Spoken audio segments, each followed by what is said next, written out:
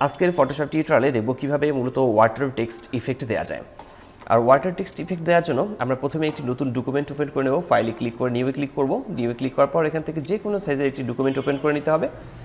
ডকুমেন্টটি open করার পর যে কোনো একটি পাতার ছবি আমরা ইনসার্ট করে নেব, অথবা হচ্ছে পাতার ছবি নিয়ে নেব। ঠিক এরকম একটি ছবি ইনসার্ট করব। ইনসার্ট করার পর টাইপ টুল সিলেক্ট করব। টাইপ টুল সিলেক্ট করে আপনারা যে কোনো ধরনের ফন্ট ব্যবহার করতে পারেন, যে কোনো ফন্ট ব্যবহার করা যাবে এবং টাইপ করে নিতে হবে। আপনারা যে কথাটিকে মূলত ওয়াটার ইফেক্ট করতে চান সেই কথাটা এখানে টাইপ করবেন। দেন লেখাটাকে সিলেক্ট করে মিডল পয়েন্ট আমরা রাখবো। কন্ট্রোল টি প্রেস করে ফ্রি ট্রান্সফর্ম টুল সিলেক্ট করে লেখাটিকে একটু বড় করে নেব। এরপর চেক মার্কে ক্লিক করব। চেক মার্কে ক্লিক করার পর আমরা এই লেখার যে লেয়ারটি আছে এই লেয়ারটিতে রাইট বাটন ক্লিক করব। এখান থেকে ব্লেন্ডিং অপশনে ক্লিক করতে হবে। ব্লেন্ডিং অপশনে ক্লিক করার পর এখান থেকে ফিল অপাসিটি, এই ফিল অপাসিটি আমরা এখান থেকে করে দেবো 0 এবং আমরা প্রথমের এই জায়গায় চেক মার্ক দেবো। এখানে চেক মার্ক দিচ্ছি। আমাদের এখানে স্টাইল থাকবে ইনার বেভেল, এরপর টেকনিক এখানে থাকবে স্মুথ এবং ডিপ থাকছে 100%। সাইজ এখান থেকে আমরা করে রাখবো 30, আমরা সাইজ এখান থেকে করছি 30। এরপর হচ্ছে অ্যাঙ্গেল চেক মার্কটাকে উঠাই দিতে হবে এবং এখান থেকে প্রথমেরটা করবো 60 এবং হচ্ছে নিচেরটাকে আমরা রাখছি 30।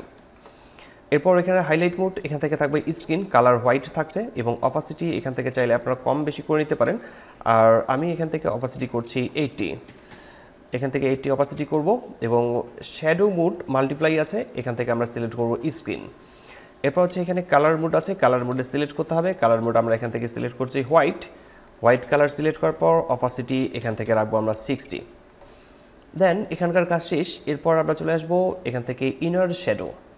ইনার শ্যাডোতে ক্লিক করতে হবে। ইনার শ্যাডোতে ক্লিক করার পর আমরা প্রথমে মাল্টিপ্লাই দেখতে পাচ্ছি, এখানে মাল্টিপ্লাই থাকবে এবং হচ্ছে আমাদের এখানে কালার ব্যালেন্স ক্লিক করে আমরা যে কালারটিতে কাজ করছি যে পেজে সেই কালারটি সিলেক্ট করব এবং হচ্ছে এখান থেকে একটু ডিপ নেব আর কি, ডার্ক কালার নেব। দেন ওকে। এখান থেকে অপাসিটি রাখবো আমরা 100% রাখবো অপাসিটি, এটা 60% থাকবে এবং হচ্ছে ডিস্টেন্স আমরা এখান থেকে সিলেক্ট করছি, এখান থেকে ডিস্টেন্স সিলেক্ট করছি আমরা 10। এরপর আমরা এখান থেকে সাইজ সিলেক্ট করব 15, আমরা ডিস্টেন্স 10 সিলেক্ট করছি এবং সাইজ আমরা এখান থেকে দিচ্ছি 15। এরপর আমরা চলে আসবো ড্রপ শ্যাডোতে। এই ড্রপ শ্যাডোতে ক্লিক করব। এখান থেকে ব্লেন্ডিং মোড মাল্টিপ্লাই থাকবে এবং কালার মোডে ক্লিক করছি। এখান থেকে আমি একটু ডার্ক কালার নিয়ে নেবো, নেওয়ার পর একটু ডিপ করে নিচ্ছি কালারটিকে। দেন ওকে। এরপর এখান থেকে অপাসিটি থাকবে 100, আমরা 100 রাখছি। ডিস্টেন্স এখানে রাখবো আমরা 5 এবং হচ্ছে সাইজ এখান থেকে আমি রাখছি 6। একটু কম বেশি আপনারা করে নিতে পারেন, আপনাদের ইচ্ছা মতো আপনারা করে নিতে পারবেন। এরপর ওকে লেখাতে ক্লিক করব। তো মোটামুটি ওয়াটার ইফেক্ট চলে আসছে। আমরা এখন নতুন একটি লেয়ার ক্রিয়েট করে নেব। নিচের দিকে ক্লিক করে নতুন লেয়ার নিয়ে নিচ্ছি। নতুন লেয়ারে ক্লিক রেখে আমরা ব্রাশ টুল সিলেক্ট করব। ব্রাশের সাইজ এখান থেকে আমরা যে কোনো নিতে পারি এবং হচ্ছে হার্ডনেস 100% রাখতে হবে। এরপর আমরা এখান থেকে ব্রাশ প্যানেলটিকে ক্লিক করে ওপেন করে নেব এবং হচ্ছে এখান থেকে স্পেসিংটাকে আমরা আমাদের পছন্দ মতো রাখতে পারি। আমি স্পেসিংটাকে একটু কম করে রাখছি। দেন ওকে। এরপর আমরা এখান থেকে ড্র্যাগ করে নেব। তো আমি এখান থেকে ড্র্যাগ করে নিচ্ছি ঠিক এভাবে ড্র্যাগ করে নেওয়ার পর ব্লেন্ডিং অপশন চালু করতে হবে।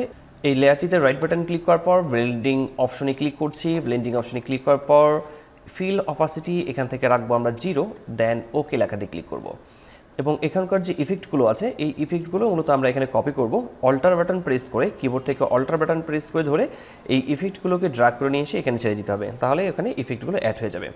তো আশা করি বিষয়টি বুঝতে পেরেছেন। কোথাও সমস্যা হলে কমেন্ট বক্সে কমেন্ট করে জানাবেন, আমি প্রতিটি কমেন্টে রিপ্লাই করি। আজকের টিউটোরিয়ালটি এখানে শেষ করছি। দেখা আছে ফটোশপের নতুন কোনো টিউটোরিয়ালে। ততক্ষণ পর্যন্ত সবাই ভালো থাকবেন, সুস্থ থাকবেন। ধন্যবাদ সবাইকে। আল্লাহ হাফেজ।